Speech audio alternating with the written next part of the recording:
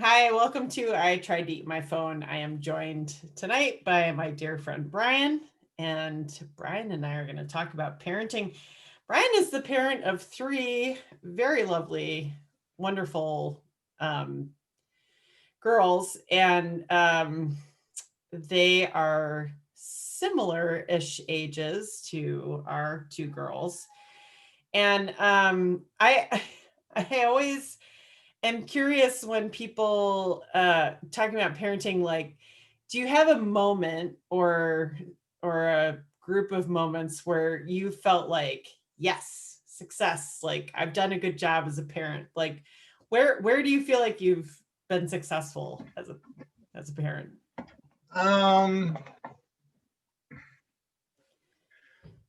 I had one. So we this last summer we were going to Kay's parents' lake house. We were like loaded up and ready to go. And like Uh-huh.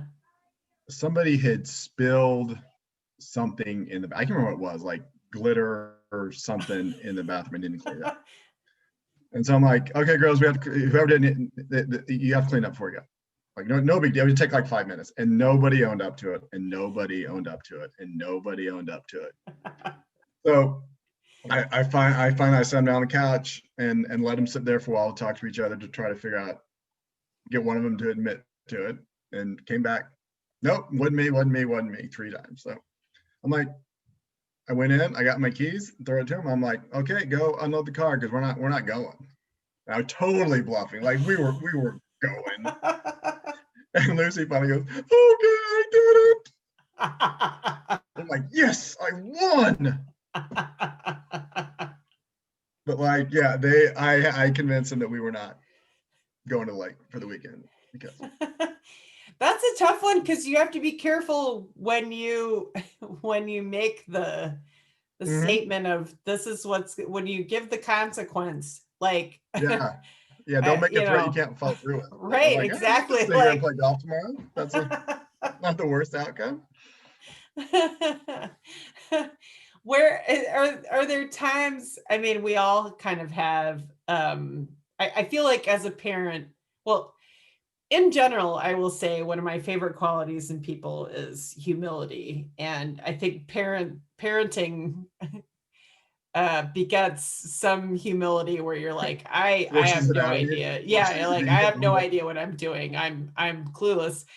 And Yeah. but where have you kind of stumbled as a parent? What have been times where you feel like, oh crap, I did that wrong? Like, So for me, like I understand Edie and Lucy, like their motivations are like I get them, understand everything. Susie is like a different person. I have no idea what is going on inside that head. She's the quietest one, and uh-huh.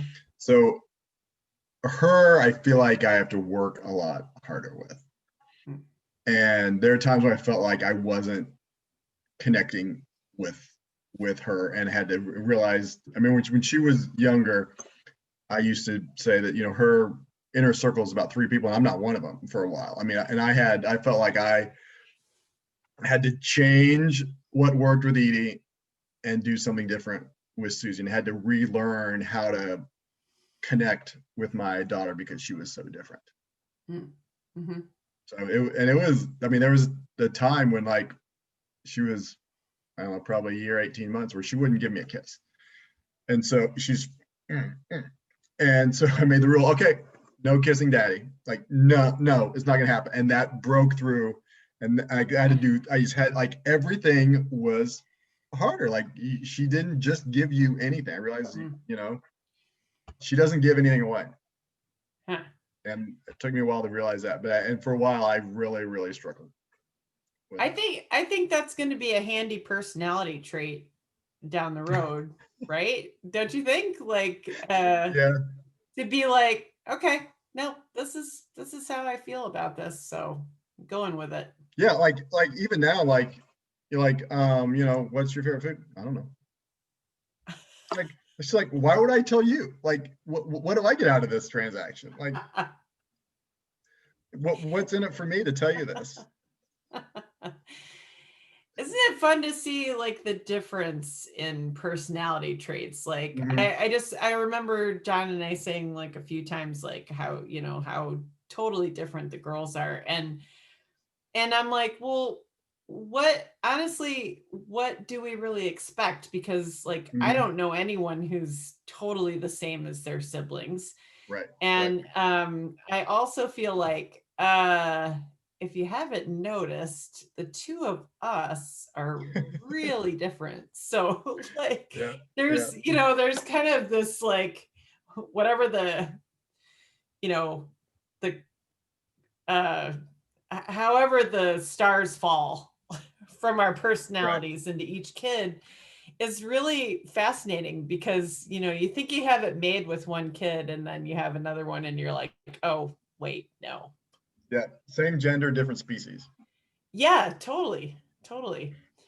um I think too, well, so what when you were growing up, did you always think that you wanted to be a parent someday, or was that something that you were like, either It way? was. I don't think it was something I ever thought about. Hmm. I'm a guy. You don't have like that. I don't know. I don't think guys have that instinct, that maternal, paternal Hmm. instinct growing up. I mean, I probably thought if my wife or whoever wanted them, great. If not, great too. It wasn't a burning desire in me ever at all. Yeah, yeah. I'm happy I have kids, love them to death. I can't imagine life without them, but Mhm. you know, Yeah. I it was think, never like a goal of my life to recreate. yeah, yeah. What were you nervous when, I mean, your firstborn, when Edie came along, were you nervous to become a parent? Like, did Oh it, yeah, yeah, totally, yeah. okay. Just not knowing what was coming. You know, no one's ready until the baby comes, right? No Yeah. one's ready to be a parent until you are. So yeah, I was really, really nervous and just about health and about how Mm. my life was going to change and what kind of father I'd be, things like that. Yeah. Yeah, I was talking to someone the other night and I was saying that and I know you understand this, but you know, there are a lot of people that go through pregnancies and stuff and they're like, I'm going to have a baby and everything's going to be great. And I was absolutely petrified the whole time I was Yeah, I pregnant, can both imagine. times, Yep, because it was just I can sort of imagine. like, Yeah. okay, as soon as they're here and they're healthy, then we can do this. Yep. But yeah, it You was, feel like you won the lottery twice, right? yep, Instead of, yep. you know, Yeah, it I was know just, I felt exactly like how you feel. I held my breath for 8 to 9 months, and yeah, just Yep. kind of was like, yeah. So I feel lucky to be a parent. Do you what, what do you think your kids think of you as a parent? Like, how do you think they, what do you think they think of you? I think I'm funny. I think I try to provide the humor. Mhm. Edie's a little less enamored with it as she gets older. The other two like it more. She's a little tired of the dad jokes, but I think they think I'm caring and try to you know make things light, and I'm not a yeller or anything Mhm. usually. So try to be pretty understanding. I think that's probably it. Just kind of the more easygoing of the two, which Yeah. isn't really fair because that puts all the you can't have two parents like that. So it puts everything on Katie to actually make sure they stay within the lines. But Yeah. sometimes I have to do that. But Yeah. normally it's Katie. Do you feel like your parenting style is kind of like a carryover from your parents, or are there things that you do similarly that they did or different, or what pieces did you take from your upbringing that you kind of Well, carry? the humor comes from my dad. My dad was always, my friends Mhm. always thought my dad was hilarious. and he would do ridiculous things. A lot, like way more out there than I would ever do. Yeah. But so I probably get that from him. I think times have changed. I think I'm a lot more involved than he was. Just, I mean, I'm not criticizing him at all. He was a great dad, but just different times. That's what's changed in the last 40 some years.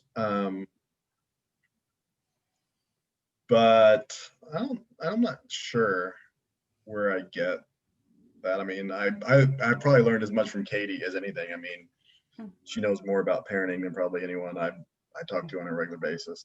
And that we have one thing we have in common is criticizing other people's parenting when we come back from seeing people's kids. So what the hell are these people doing? Yeah, that's the common bond of our relationship. If we have nothing else, we agree on parenting, and we agree everyone else does a terrible job. Except us, right? Yeah. Oh yeah.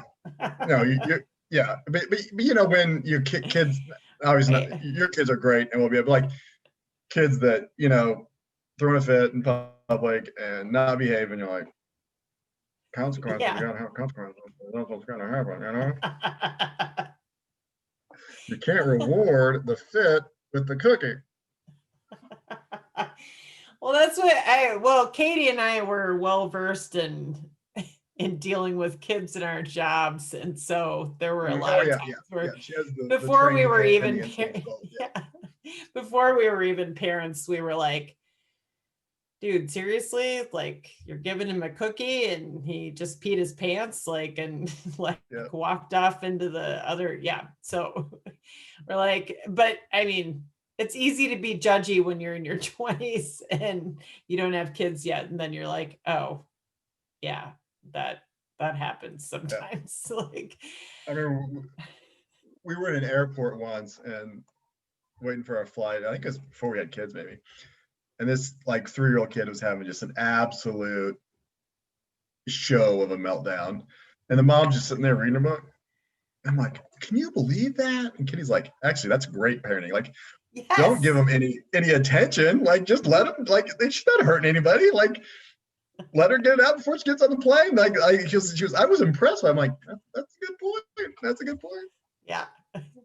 Well, and sometimes too, like you see a kid melt down somewhere and you just give the parent nod, like, yeah, I get it. Yeah. That sucks. Like, sorry, are you okay? Like, can I buy you a beer? Yeah, what do you need? Like, I think one of the things I think about with parenting too is during the pandemic, obviously, this is like, I feel like everything's magnified by, you know, or everything's in the superlative. So, do you think that your parenting style has changed or is different during this time?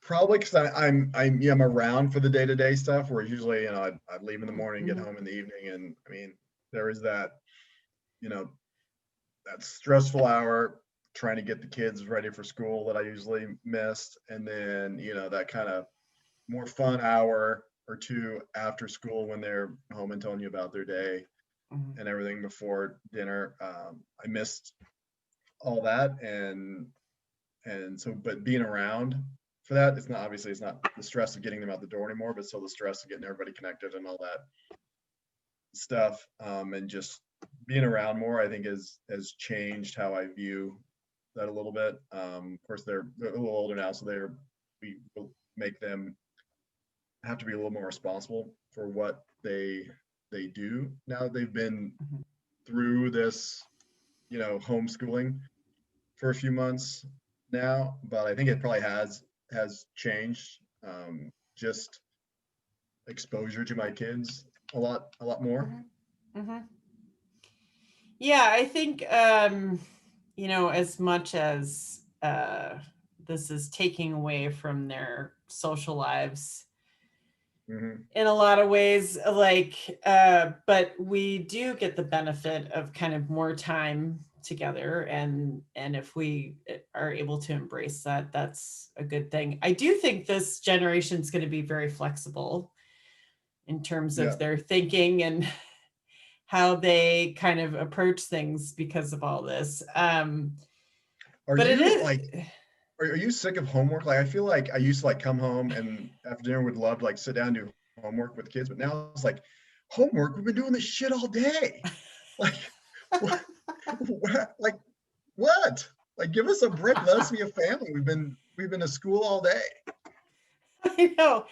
No, I Maria hasn't had too much, but it is funny because I mean, for work, I'm helping kids get through all of their homework and make sure they have everything done, like as like a para-educator in the classes. And so I'm helping with that. And then yet at the same time, I'm like, oh, I should probably check in with my own kids and make Yeah. sure that they're doing it too. And yeah, there's a lot of like, but it's tough because there's a lot of kind of the asynchronous work to do. hmm And that makes for kind of a long day in a way. Like, And I don't think our school is very good at giving them time to do the asynchronous work during the day. oh, Like they're yeah, basically on a Zoom all day with the exception of like a half-hour break and then a lunch. yeah, yeah. For the younger kids, for Lucy, even. So then Oh, when you're really? done, Okay. like they just want to be done because they're like been staring at the screen all day. And Lucy, she's having the hardest time because she's so social. I mean, I'll be in there and she'll be Yeah. like sitting here, but reading a book, doing the Zooms going on, or like playing with Legos over to the side. Like, no, pay attention. But Yes, we yeah, have one like that too. I walked into her room the other day and I was like, "Are you supposed to be online right now?" And she was like immediately like, "Sorry." And couldn't take it anymore. she had just like a video up about like some kind of craft thing, and I was like, okay, well, at least it's just a video about crafts. But I was Yeah, like, still, I'm like, I know I'd rather watch craft videos than sit there and watch everyone like the Zoom classrooms are just it's a nightmare. Like they're oh, all I'm over the sure. Yeah, place. yeah, Like the videos, half of them are off, and then there's like dogs barking in the background and like siblings walking in and like parents on the phone in the background, and it, kids are like, I can't hear you, you just froze. Like it's yeah, just yeah, it's it's a little overwhelming at times. So this is a tough yeah. time It's not to, conducive to learning very much. Yeah, yeah. yeah. Do But I you think oh, go there are ahead. goods. They're learning some good skills, Mhm. but I think we're past the point where that's actually. I mean, they'd be better off in school now. Like, oh, okay, they learn those skills now. Go back to school, right? Yeah, yeah, I think the social aspect, it is a big deal. I mean, Mhm. especially at these ages, like, you want to be with your friends. You don't want to be sitting home and having lunch with your 46-year-old parents. Like, Right, doesn't right. really doesn't really match up. What kind of advice do you hope to impart on your kids? Like, what do you want them to have be their biggest takeaways um, from your parenting? Well, I mean, any of their takeaways are going to be from Katie's parenting, not mine. That's my first hope. And I think the thing that Katie has instilled in them is to be a leader. Hmm. They're very involved in Girl Scouts and that's kind of one of their focuses of Katie's Girl Scout troops that she started. And I can sit in my office here and hear Edie on she's doing a group project now and she's the boss lady. I mean, there's no question. Like she's telling, and Katie's like, yeah, that's why she's in that group because those other kids needed someone to take control and get the group project done. Yeah, And she's loud and in charge, and I love it. Absolutely love it. it's Like she great. goes, I'm the best at this, so you're gonna do what I'm gonna tell you to do, and we're gonna get this done. And it's gonna be good. Yeah. I love that. I think that's a fantastic takeaway. And obviously, lately, I was thinking the other day about, so there's that, I was talking to someone about sports the other night, and we were talking about Kimberly Ing Mhm. being the new GM of the Marlins, and she's worked her way up and done such a great job. And I feel like there's a lot of good role models out there these days for being like strong and being like, Mhm. I'm on this. Like, so it's nice to see that in your own kids. Yeah, and I love the transition in the Notre Dame women's basketball team Yes. um, from Muffet to Coach Ivy. I think that Mhm. was could not have been handled better from strong woman to strong woman, and just fabulous, Yeah. fabulous. No, Great I love leadership that. in that program. Couldn't have happened. I mean, in a better way. And Yeah. Yeah. Kind of one last thought here. Do you feel like you have done a good enough job as a parent that your kids will pick a nice nursing home for you? um, Or where are they going to stick you? depends on how much I leave them, I guess. It's going to be totally financially dependent. So I need to start saving. Yeah. Yeah, or build a nice shed for yourself in the backyard. I mean, I joke with my dad, like about that. I'm like, Dad, if I have to put you in a nursing home at that point, you're not spending your money, you're spending my money. That's where it's going when you die. So we're going to be economical.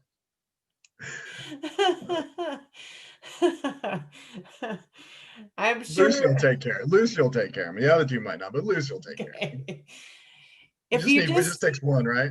yeah, if you just have one that's going to pay attention to you, then you're Yeah. solid. Well, Yeah. Katie's going to live till she's like 120, so she'll She's going to she'll bury have me it and handled. Yeah. move on to somebody else, no question. I'll let you know what happens at the wedding. New daddy sure has a lot of hair.